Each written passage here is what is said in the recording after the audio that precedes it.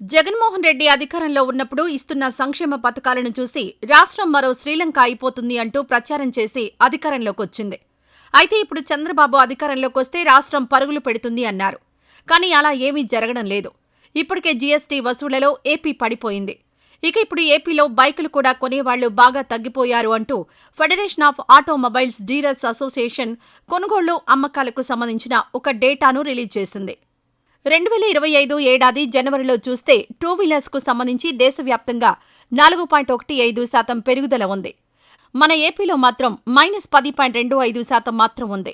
ఇక పక్కనే ఉన్న కర్ణాటకలో -2.29% ఉంది. తమిళనాడులో 4.13%గా ఉంది. ఒక్క ఏపీ మాత్రం టూ వీలర్స్ కొనుగోళ్లలో -10.25%కి పడిపోయింది. త్రీ వీలర్స్ అంటే ఆటోలు అలాంటివి చూస్తే కర్ణాటక, మధ్యప్రదేశ్, తమిళనాడు రాష్ట్రాల్లో పెరుగుదల ఉంటే ఏపీలో మాత్రం ఏకంగా -14.82%కి పడిపోయింది. ఇదే దేశవ్యాప్తంగా చూస్తే 6.86%గా ఉంది. మన స్టేట్ మాత్రం -14.82%కి పడిపోయింది. అంటే త్రీ వీలర్స్ కొనుక్కునే స్తోమత ప్రజలకు లేదు. అంటే వారి దగ్గర కొనుగోలు శక్తి లేదు అన్నది అర్థమవుతోంది.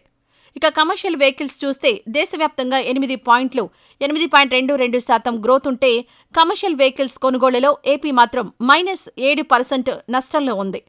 ఓవరాల్గా స్టేట్ వైడ్గా ఆటో రీటైల్ డేటా మొత్తం దేశవ్యాప్తంగా ఉన్న రాష్ట్రాల్లో డేటాతో చూస్తే ఈ ఏడాది జనవరిలో మొత్తం దేశవ్యాప్తంగా 6.63% గ్రోత్ రేట్ ఉంది. ఒక ఏపీ మాత్రమే ఓవరాల్గా అన్ని వెహికల్కి సంబంధించి చూస్తే -8.64%గా ఉంది.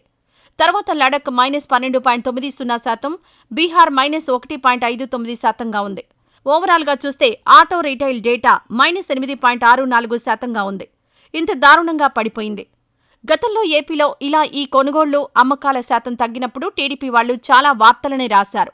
దానికి కారణం జగన్ అని, టూ వీలర్స్ ఎక్కువగా బేల్దారి పని, తాపీ మేస్త్రి పనిచేసేవాళ్లు, చిన్న చిన్న కూలీలు వాడుతుంటారు. అయితే జగన్ ఇసుక రేట్లు పెంచేయడంతో భవన నిర్మాణ పనులన్నీ ఆగిపోయి భవన నిర్మాణ కార్మికులు వాహనాలు కొనడం లేదు.